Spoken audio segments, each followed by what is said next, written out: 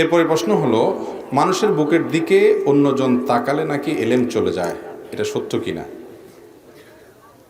ও, কারোর বুকের দিকে তাকাইলে তার এলেম চলে যায়?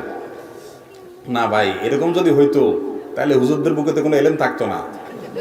এই মঞ্চে, মিডিয়াতে, টেলিভিশনে যত মানুষের সামনে ওয়াজ করে, বুকের জায়গাটাকে পর্দা দিয়ে রাখে? এরকম কোনো কথা নাই ভাই যে বুকের দিকে তাকাইলে এলেম কালাম চলে যায়।